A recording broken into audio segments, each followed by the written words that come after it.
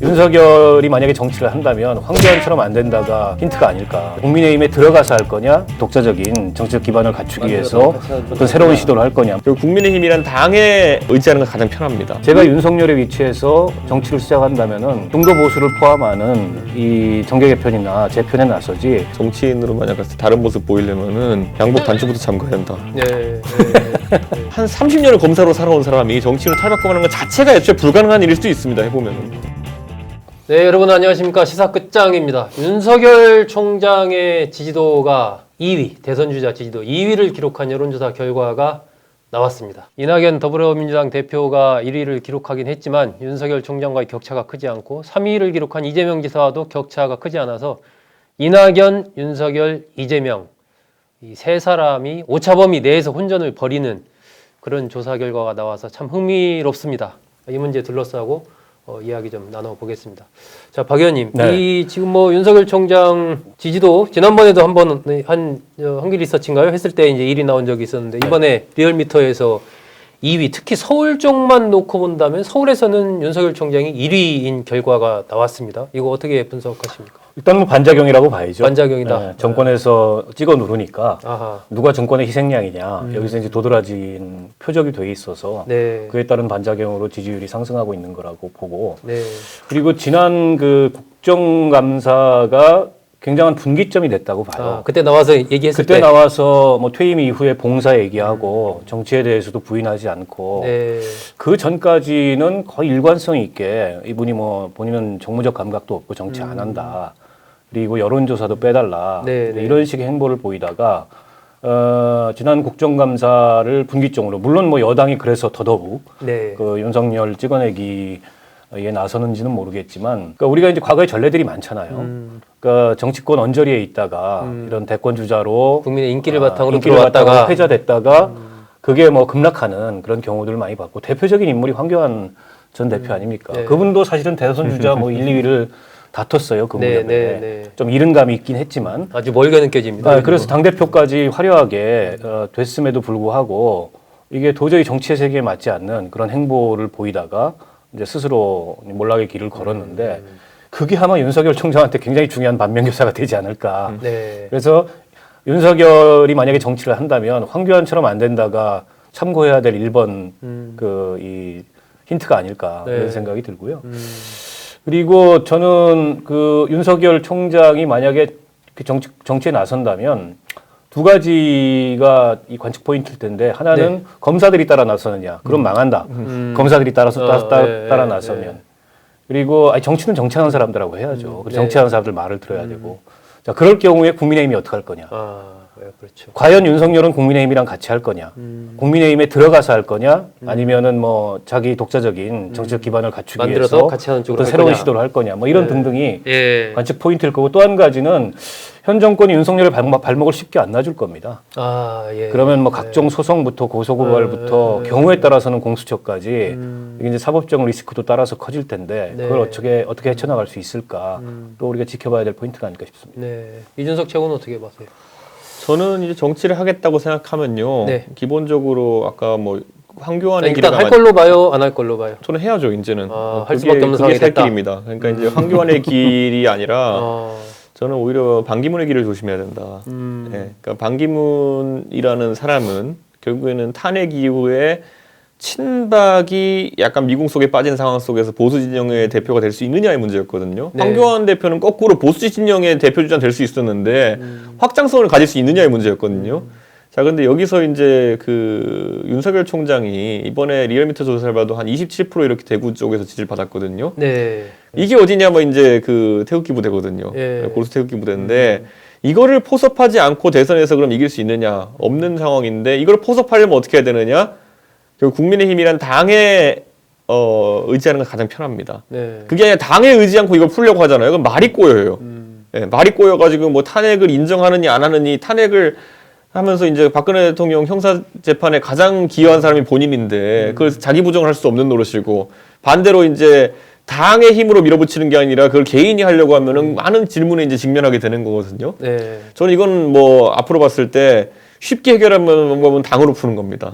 당으로 입당하는 게 좋다라고 생각하는 거죠. 당으로 이왕 입당해, 그러니까 그런데 이제 한다고 그게 치면. 이제 그런 형식을 취해가지고 보수 단일 후보가 되는 것이 가장 쉬운 방법이고 이거를요 또 밟으면 이거 하는 게 싫어가지고 계속 이제 개인으로 어떻게 풀어보려고 하다가 망한 사람이 안철수 대표입니다.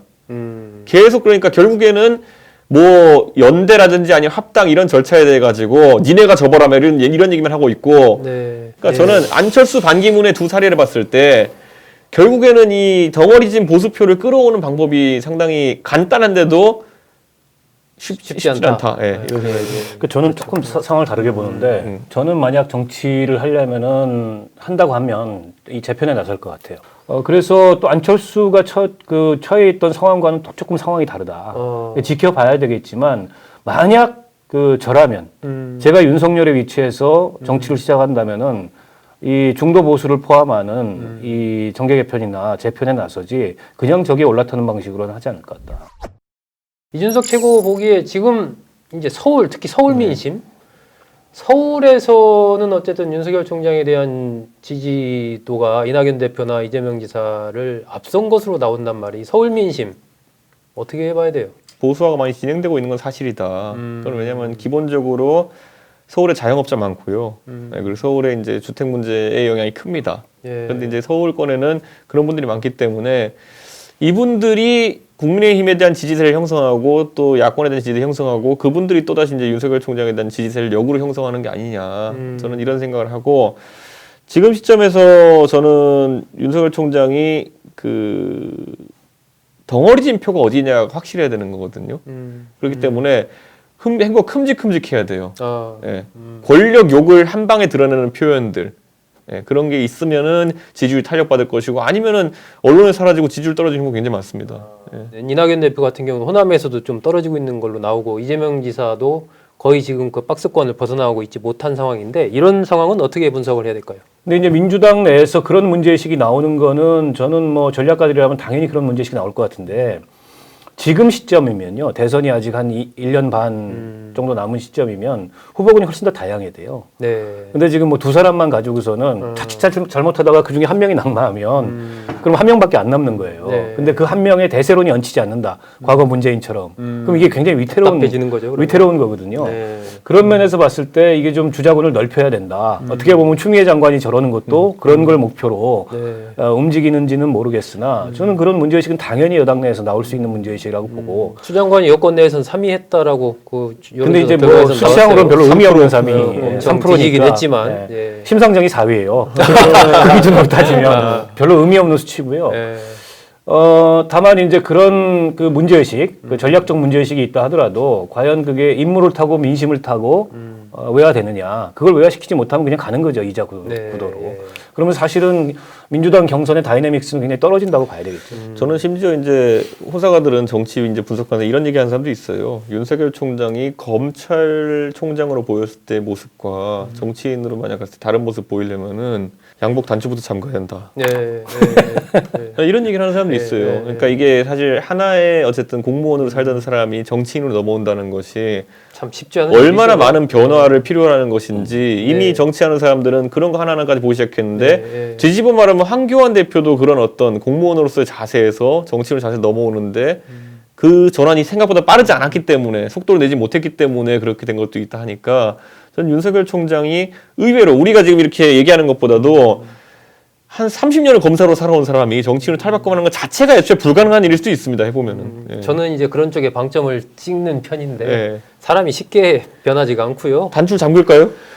더군다나 윤 총장은 그냥 검사가 아니잖아요. 네. 옛날 우리 사극으로 치면은 의금부의 대장이에요. 사방에 이제 칼을 휘둘려서 전직 대통령 2명, 대법원장, 뭐 국정원장 다 저기 한 그런 인물인데 과연 현실 정치에 쉽게 적응할 수 있을까? 상당한 저는 이제 의구심을 갖고 있는 편이고 이준석 최고는 조금 그래도 나설 수밖에 없는 상황이 됐다라고 보는 거고 박 의원은 나설 수도 있다라고 보는 거죠? 나올 수 있다고 보고요. 근데 저는 그게 바람직하냐라는 차원에서 보면 저는 별로 바람직하지 않다고 예. 생각해요. 정치라는 건 일종의 이제 종합예술이고 그리고 다양한 어떤 이런 사회 변화나 또 그에 따르는 다양한 삶의 모습에 대처할 수 있을 만한 그런 역량이 있어야 되는데 30년 검사만 하던 사람이 즉 이제 검사스러운 사고방식, 세상이 선이냐 악이냐, 범죄냐 아니냐, 과연 이런 변화하는 세상에 리더가 될 수 있을까? 그게 바람직한가? 그러면 선거 구도가 어떻게 될 거냐면 그런 구도가 될 거예요.